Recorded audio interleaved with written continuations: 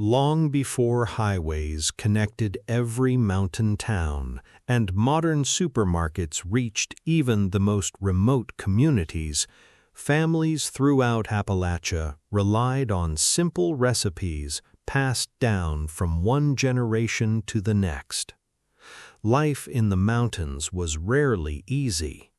Families farmed rocky hillsides, hunted in dense forests, worked in coal mines, and learned how to create comforting meals from whatever ingredients were available. Some of those recipes became beloved traditions. Others slowly disappeared as modern life transformed the region. Tonight, we're traveling deep into the Appalachian Mountains to explore 5 forgotten recipes that once filled farmhouses, mining towns, and mountain kitchens across one of America's most unique regions. These meals weren't created by famous chefs.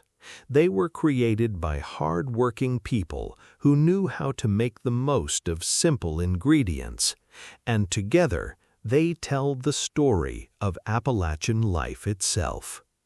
And few Appalachian recipes became more important to mountain families than a simple bowl of soup beans and cornbread. Few recipes are more closely connected to Appalachian life than soup beans and cornbread. For generations, this humble meal fed families across the mountains of Kentucky, Tennessee, West Virginia, North Carolina, and beyond.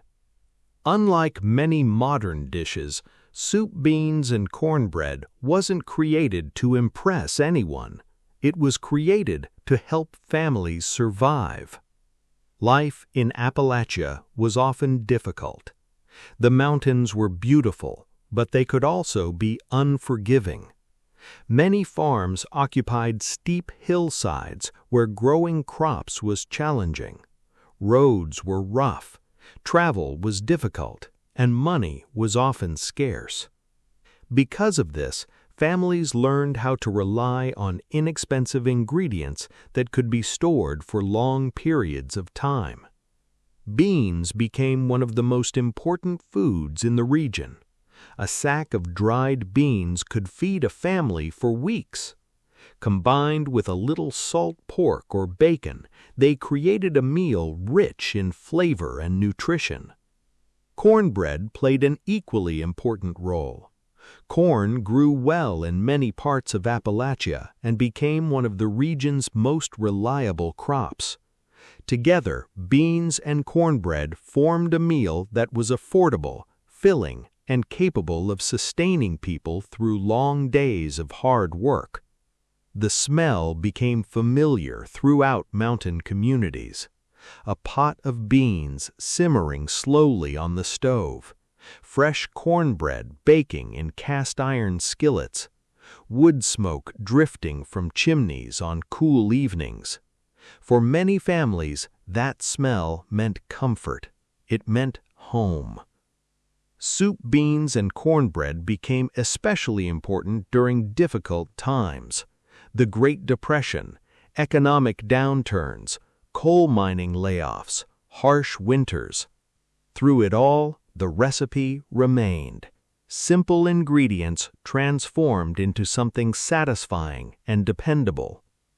Even today, many Appalachian families continue preparing the dish using recipes passed down through generations. To recreate traditional Appalachian soup beans and cornbread, you would need dried pinto beans, salt pork or bacon, onion, water, salt, black pepper. For the cornbread, cornmeal, flour, baking powder, milk, egg. First, soak the beans overnight. Cook them slowly with the pork and onions until tender. Meanwhile, prepare the cornbread and bake until golden brown. Serve together while still warm. Simple, humble, timeless. a meal that helped generations of Appalachian families through both good times and hard times. And maybe that's why it remains one of the most beloved recipes in mountain history. But while soup beans and cornbread helped Appalachian families survive difficult times, another mountain recipe became famous because it turned an ordinary breakfast into something surprisingly sweet and unforgettable. Few Appalachian recipes confuse outsiders more than chocolate gravy. The first time many people hear the name, they assume it must be some kind of joke. Gravy is supposed to be made from meat drippings, flour, and seasonings, so why would anyone make gravy from chocolate? Yet, throughout parts of Appalachia, especially in Tennessee, Arkansas, Kentucky, and the surrounding mountain regions, chocolate gravy has been a beloved breakfast tradition for generations. And for many families, it remains one of the strongest food memories from childhood. The exact origins of chocolate gravy remain somewhat mysterious. Food historians continue debating where the recipe first appeared. Some believe it may have been influenced by Spanish or Mexican chocolate traditions that slowly moved north through trade routes. Others believe Appalachian families simply adapted available ingredients into something new and unique. Whatever its origin, by the late 19th and early 20th centuries, chocolate gravy had become firmly established in many mountain communities. What makes the recipe especially interesting is that it wasn't usually considered a dessert, it was breakfast. Children woke up in the morning to find warm biscuits waiting on the table. Nearby sat a pot of rich chocolate gravy ready to be poured generously over the top. To outsiders, the combination sounds unusual. To many Appalachian families, it simply felt normal. Life in the mountains often required creativity. Money could be scarce. Families learned how to transform simple pantry ingredients into meals that felt comforting and special. Chocolate gravy accomplished exactly that. Unlike cakes or elaborate desserts, the recipe required only a handful of ingredients: cocoa powder, sugar, milk, flour, butter. Simple items that many households already kept on hand, and yet together they created something that felt almost luxurious. For children growing up in Appalachian homes, breakfast mornings featuring chocolate gravy often became cherished memories. The smell itself was unmistakable. Biscuits baking in cast-iron ovens, chocolate simmering gently on the stove, coffee brewing nearby, family members gathering around the table before beginning another day of work. Outside, the mountains stretched across the horizon. Inside, breakfast brought everyone together. During difficult economic periods, recipes like chocolate gravy provided more than nourishment. They provided comfort. Families facing hard times still wanted moments of joy, and few things brought smiles to children faster than seeing chocolate appear at the breakfast table. Over the decades, chocolate gravy became one of Appalachia's most distinctive culinary traditions. People who moved away often carried the recipe with them. Grandparents taught it to grandchildren. Family cookbooks preserved different versions, and despite the spread of modern breakfast foods, the tradition never completely disappeared. Today, many Americans have never heard of chocolate gravy, but within Appalachia, mentioning it often sparks stories, memories, and friendly debates about whose grandmother made the best version. To recreate traditional Appalachian chocolate gravy today, you would need cocoa powder, sugar, flour, milk, butter, vanilla extract. And for serving, fresh biscuits. Sweet, rich, unexpected. A uniquely Appalachian tradition that transformed a few simple ingredients into one of the most memorable breakfasts in mountain history. And maybe that's why chocolate gravy still fascinates people today, because it reminds us that some of the most unforgettable recipes are the ones nobody expects.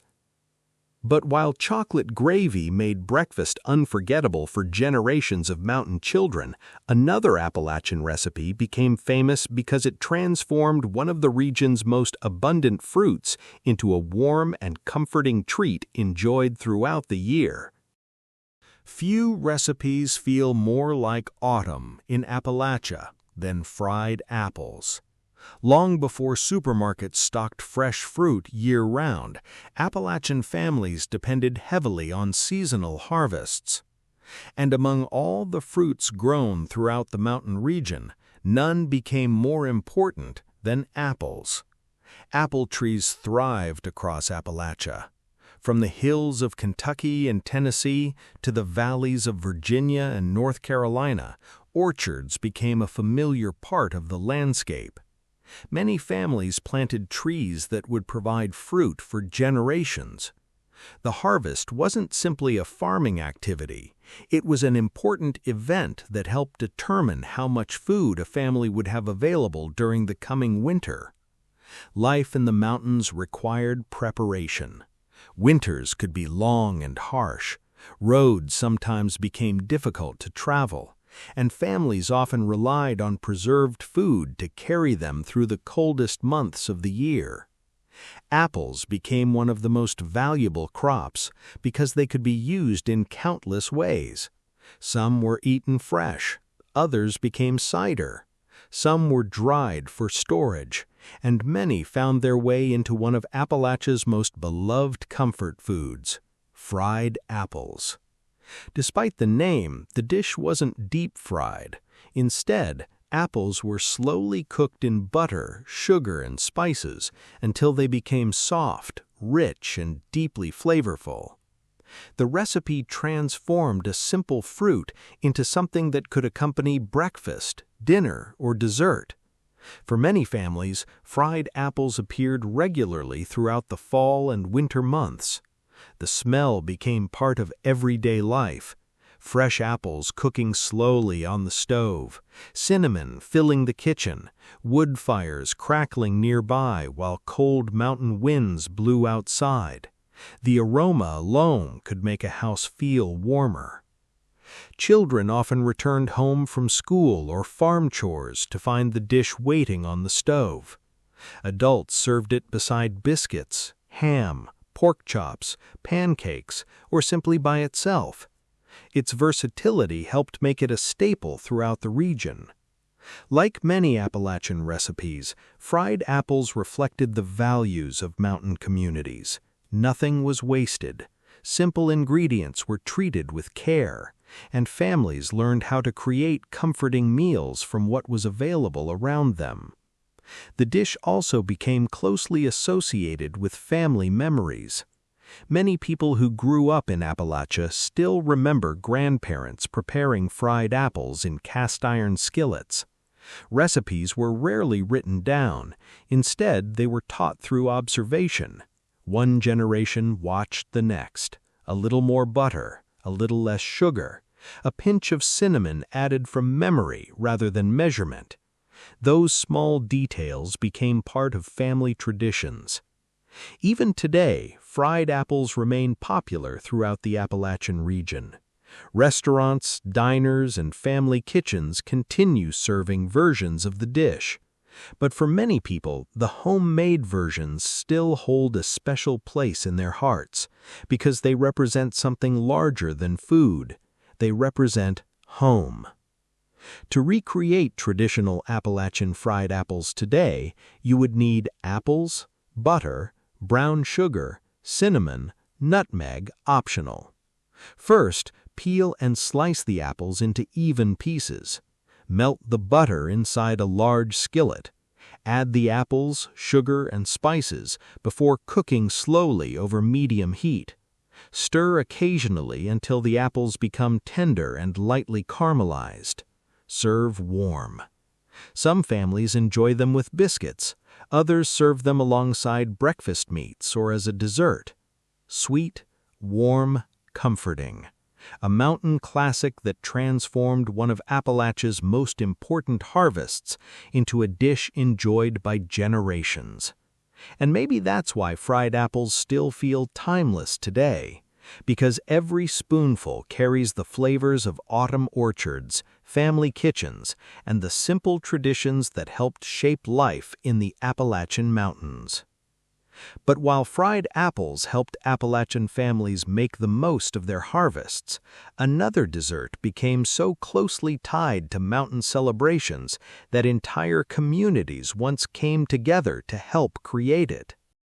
Few desserts tell the story of Appalachian community life better than stack cake.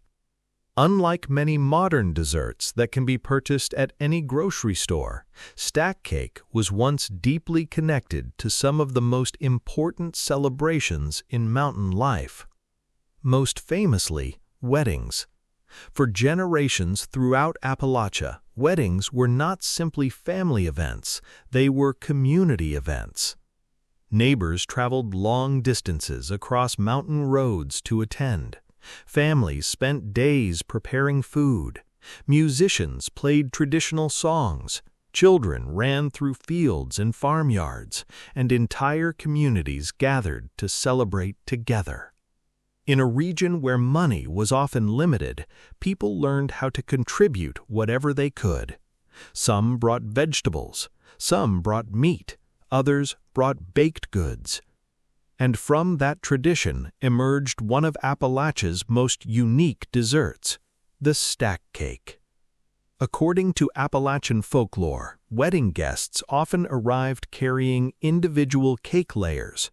Each family contributed one layer. The layers were then stacked together to create a towering cake large enough to feed everyone attending the celebration. Whether every version of the story is completely accurate remains debated among historians, but the tradition became an important part of Appalachian identity.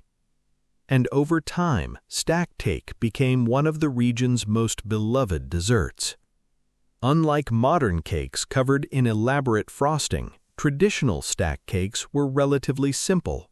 Thin cake layers were baked separately. Between each layer, cooks spread apple butter made from local apple harvests. As the cake rested, the moisture from the apple butter slowly softened the layers. After a day or two, the cake developed a texture unlike almost anything else: rich, moist, dense, and deeply flavorful. The recipe reflected the realities of mountain life. Apples were abundant throughout Appalachia. Apple butter could be stored for long periods, and the ingredients required for the cake itself were affordable and widely available. That practicality helped the dessert survive for generations.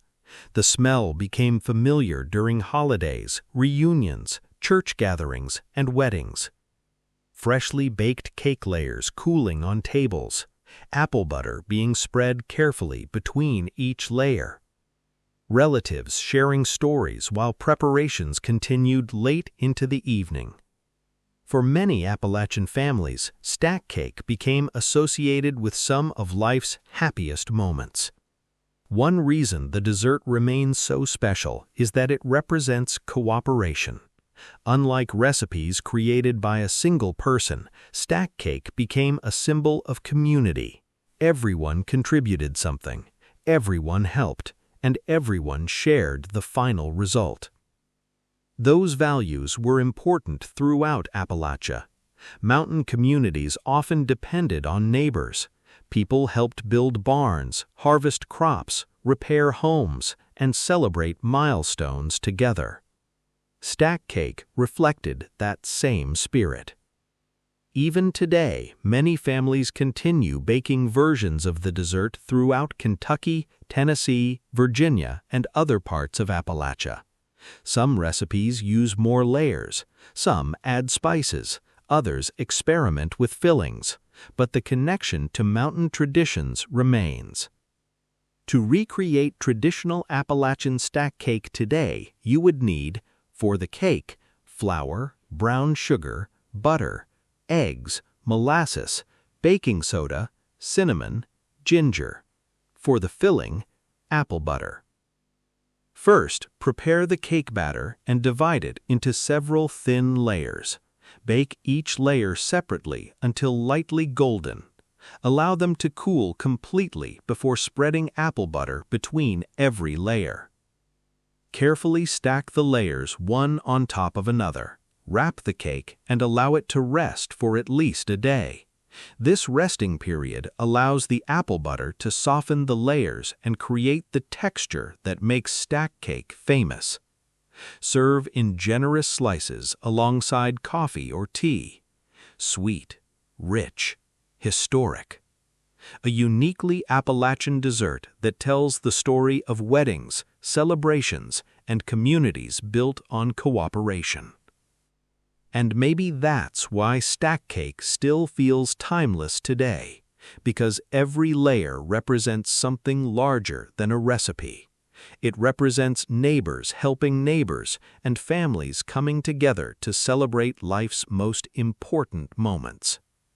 But while stack cake became the dessert of weddings and celebrations throughout the mountains, one final recipe was so closely tied to the Appalachian wilderness that people waited all year for the short season when its most important ingredient could be gathered. Few ingredients are more closely connected to Appalachian culture than ramps. Outside the Appalachian Mountains, many Americans have never heard of them, but throughout the hills and valleys of Kentucky, Tennessee, West Virginia, and North Carolina, ramps have been treasured for generations. Part wild onion, part wild garlic, and completely tied to mountain life. For Appalachian families, ramps represented one of the first signs that winter was finally ending. After months of cold weather, limited fresh produce, and difficult conditions, people eagerly awaited the arrival of spring. And with spring came ramps. These wild plants grow naturally throughout Appalachian forests, often appearing for a short period each year. That brief season made them special. Families would head into the mountains to gather ramps by hand, often returning with baskets full of the prized plants. The tradition became so important that entire communities eventually built celebrations around it. Even today, many Appalachian towns host annual ramp festivals that attract visitors from across the country. For generations, however, ramps were not considered a delicacy. They were simply food, free food, nutritious food. Food that helped families bridge the gap between winter and the growing season ahead. Life in Appalachia often required people to understand the land around them. Families hunted, fished, foraged, gathered berries, collected nuts, and searched forests for edible plants. Ramps became one of the most important wild foods in the region. Their strong flavor made them instantly recognizable. Some people loved them, others found them overwhelming, but almost everyone agreed that nothing tasted more like spring in the mountains. One of the simplest and most popular ways to prepare ramps was with potatoes. The recipe required only a few ingredients. Potatoes were inexpensive and widely available. Ramps added a bold flavor that transformed a humble meal into something memorable. The dish reflected many of the values found throughout Appalachian cooking. Simple ingredients, minimal waste, strong connection to the land, and recipes built around what nature provided. The smell became familiar in mountain homes every spring. Potatoes sizzling in cast-iron skillets, fresh ramps cooking slowly in butter or bacon grease, wood smoke drifting from chimneys, windows open to the cool mountain air. For many people, that aroma signaled the arrival of warmer days after a long winter. Like many Appalachian traditions, gathering ramps became more than a practical activity. It became a family event. Parents taught children where to find the plants. Grandparents shared stories about past harvests. Neighbors exchanged recipes, and communities celebrated another changing season. Today, ramps remain one of the strongest culinary symbols of Appalachia. Chefs in major cities now feature them on restaurant menus. Food writers celebrate them as a seasonal delicacy. Yet for many mountain families, ramps still represent something much simpler: home. To recreate traditional Appalachian ramps and potatoes today, you would need ramps, potatoes, butter or bacon grease, salt, and black pepper. First, wash the ramps thoroughly and chop them into small pieces. Slice the potatoes into thin rounds or small cubes. Heat butter or bacon grease inside a cast iron skillet. Cook the potatoes until they begin to turn golden brown. Add the ramps and continue cooking until both ingredients become tender and fragrant. Season with salt and black pepper before serving.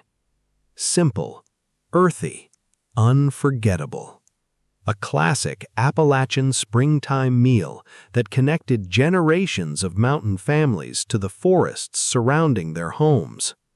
And maybe that's why ramps and potatoes still feel special today, because every bite carries the flavor of the mountains themselves.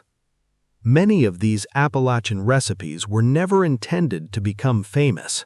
They weren't created by professional chefs, they weren't designed for restaurants, and they certainly weren't made for social media.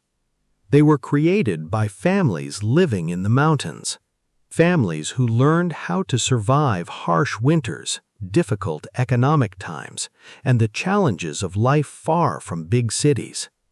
Soup beans and cornbread, chocolate gravy, fried apples, stack cake, ramps and potatoes. Simple recipes made from simple ingredients. Yet together they tell the story of a region unlike any other in America. A region built on resilience, community, self-reliance, and a deep connection to the land. And maybe that's why these forgotten Appalachian recipes still resonate today. Because they remind us that some of the most meaningful meals are not the most expensive or the most complicated. They are the meals shared around kitchen tables after long days of work, surrounded by family, friends, and stories passed down through generations. Thank you for joining me on this journey through the Appalachian Mountains and the forgotten recipes that helped shape them.